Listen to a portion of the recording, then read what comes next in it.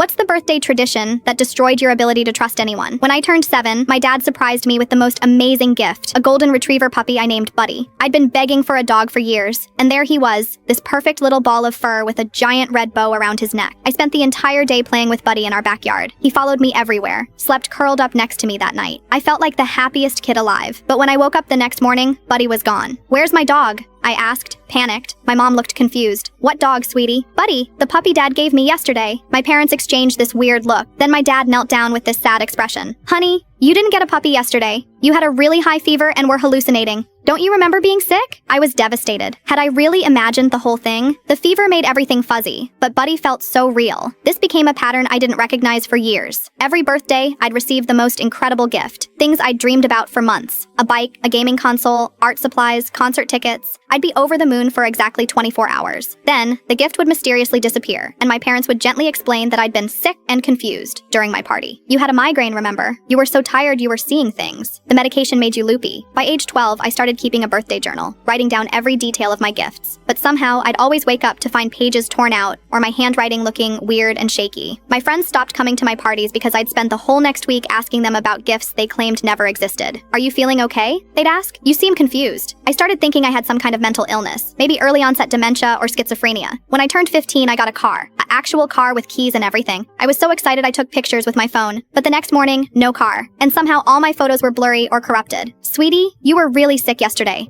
my mom said gently. "You kept talking about driving, but you can't even reach the pedals properly." I felt crazy, completely insane. At 16, I secretly set up a hidden camera in my room before my party. If I was hallucinating these gifts, I needed proof. The footage showed everything. My parents giving me a laptop, me using it, playing games. But when I checked the camera the next day, it was gone too. "What camera?" my parents asked, looking genuinely concerned. "Honey, we think you need to see someone." I started seeing a therapist who diagnosed me with psychotic episodes. I was put on medication. When I turned 17, I didn't even want to party. I just wanted to sleep through the day and avoid another episode. But that afternoon, I was walking past my parents' bedroom and heard my dad on the phone. "Yeah, we've got everything stored in the garage," he was saying quietly. "Stored what?" I thought. 17 years of birthday gifts," he continued. "Bikes, electronics, toys, everything. She never suspects we take them back the next day." My blood froze. "The best part is she thinks she's mentally ill now." My mom's voice chimed in from the background. "Saves us thousands on actual gifts. We just give her the same stuff every year, let her enjoy it for a day, then return it all for full refunds." Smart thinking with the therapy angle. My dad laughed. "Now she's so convinced she's crazy, she doesn't even question it anymore." I stood there remembering every hallucination, every time I doubted my own sanity, every medication I'd taken for a condition that didn't exist. They'd been gaslighting me for a decade, making me believe I was mentally ill to avoid spending money on birthday gifts. I loaded everything into my friend's truck and moved out that same night. I'm 23 now and haven't spoken to them since.